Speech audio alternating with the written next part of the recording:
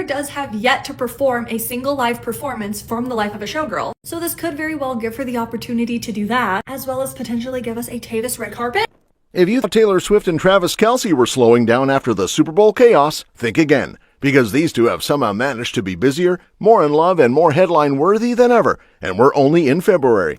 Between Taylor quietly reshaping her music because of Travis's taste, Bang. I'm a Swiftie now. leaning on her best friend Selena Gomez for wedding advice after a messy year with some of her inner circle, secretly flying to London with a 20-person entourage, Taylor Swift could be making a surprise appearance at the 2026 Brit Awards. According to The Sun, she landed in the UK earlier this week to go to Manchester to attend the Brit Awards. and Kayla Nicole finally hitting her breaking point with the whole situation, there is a lot to unpack.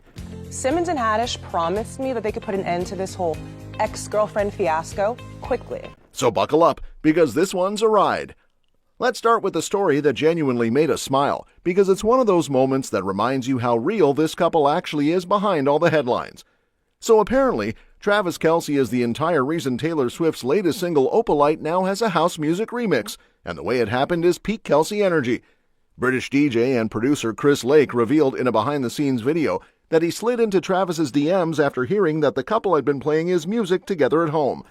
Lake told Travis he wanted to take a crack at remixing Opalite, and Travis, being the ultimate hype man that he is, immediately called him a legend, said his Coachella set was one of his favorites of all time, and told him he couldn't wait to see what he put together. 3 days later, Lake sent a draft.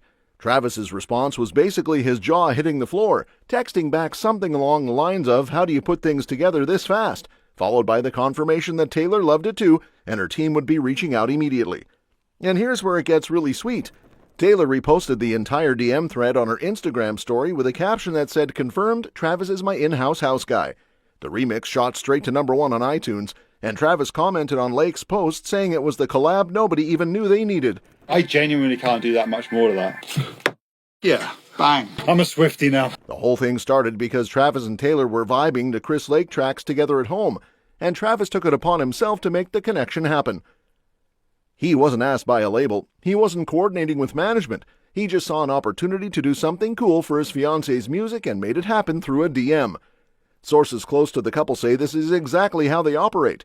Travis is constantly finding ways to support Taylor's world in ways that feel organic, not orchestrated, and Taylor loves him for it. It also helps that Opalite already had a special meaning between them.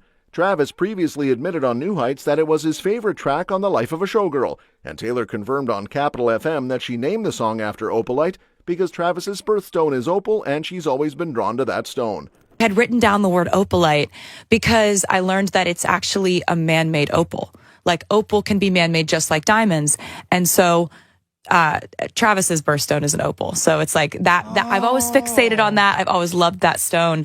And I thought it was a kind of a cool metaphor that like it's a man-made opal and happiness can also be man-made too. Yes. So that's kind of what the song is about, is that the kind of juxtaposition of those two.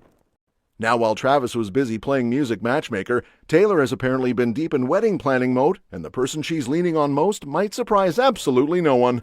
Selena Gomez, Taylor's ride or die since 2008, has become her go-to advisor for everything from decorations to flowers to the emotional logistics of pulling off a wedding when you're one of the most famous people on the planet.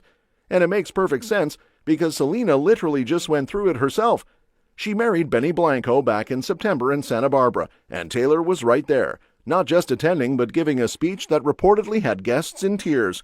She talked about watching Selena cry on the floor over exes, about broken hearts and bad chapters, and about how happy she was that Selena finally found someone who treats her the way she deserves. She even joked that Selena beat her to the altar, which got the whole room laughing.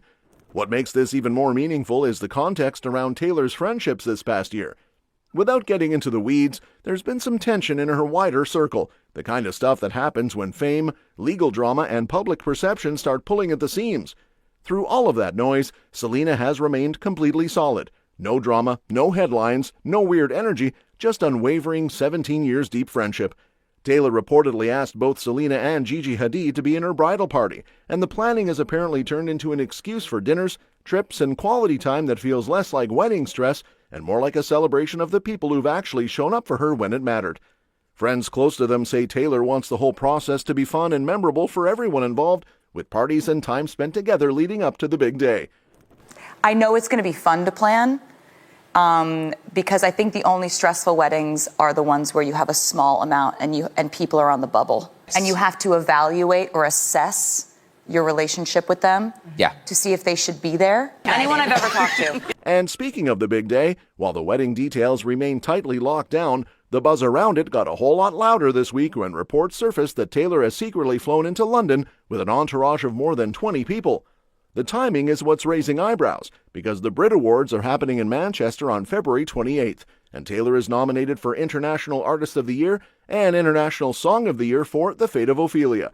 Taylor Swift could be making a surprise appearance at the 2026 Brit Awards. According to The Sun, she landed in the UK earlier this week to go to Manchester to attend the Brit Awards. Taylor does have yet to perform a single live performance from the life of a showgirl, so this could very well give her the opportunity to do that, as well as potentially give us a Tavis red carpet. She won the Global Icon Award at the Brits back in 2021 and is known to have a deep respect for the ceremony, which makes the coincidence almost impossible to ignore.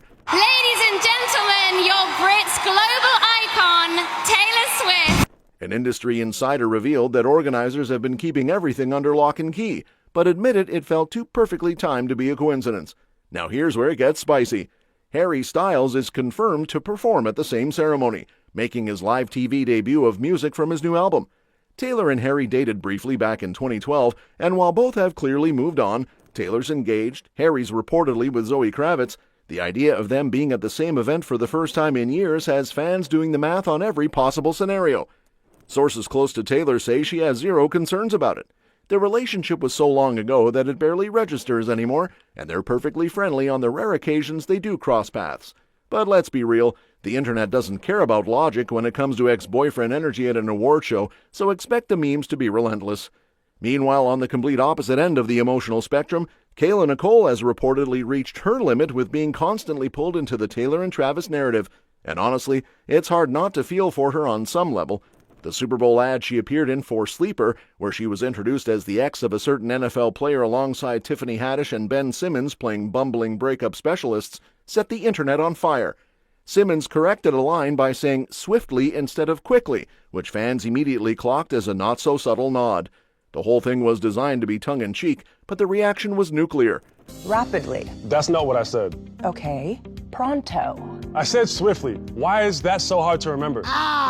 Simmons and Haddish promised me that they could put an end to this whole ex-girlfriend fiasco quickly. Swifties dragged her across every platform, and the debate over whether the ad was empowering or embarrassing dominated timelines for days. What makes the situation complicated is that Nicole has been vocal about how the constant association with Travis's love life has affected her. She's admitted in past interviews that the level of online hate impacts her, that people flood her posts debating her worth as a person, and that she's tried everything to move past being defined as someone's ex. The Super Bowl ad was, depending on who you ask, either her leaning into the narrative on her own terms and getting paid for it, or another chapter in a cycle she can't seem to break free from. Either way, people close to her say she's reached a genuine breaking point with the whole dynamic and is focused on building something that exists entirely outside of the Kelce Swift universe.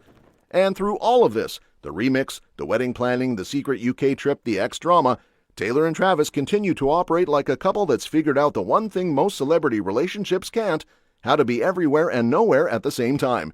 They show up when it matters, disappear when they need to, and let the little moments, a DM to a DJ, a framed photo at a party, an Instagram like on a golf shot, do the talking.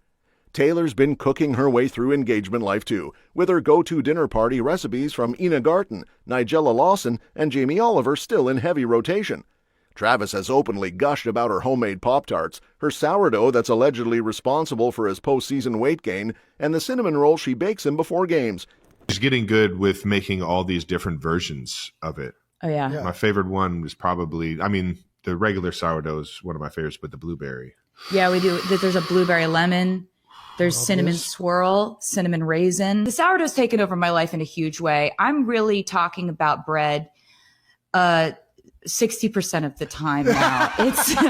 It's become a huge factor. Hi, I'm Travis Kelce, Kylie Kelce's brother-in-law. And I'm not going to lie, I broke Taylor's chair with the weight I gained from her sourdough. Good gut health, though. It's true love. Love you. Yeah, I'm working on getting that to at least... That number up? least a couple hours. Not a big directions guy, you know, like the manual to the TV and all that. Like that is known in the family. I feel like I got some decent parameters. Are you looking forward to the, mother-son dance at the wedding? Oh, I'm sure it'll be interesting. Oh, yeah? For sure. Did you have to sign an NDA, even though you're the mother? No.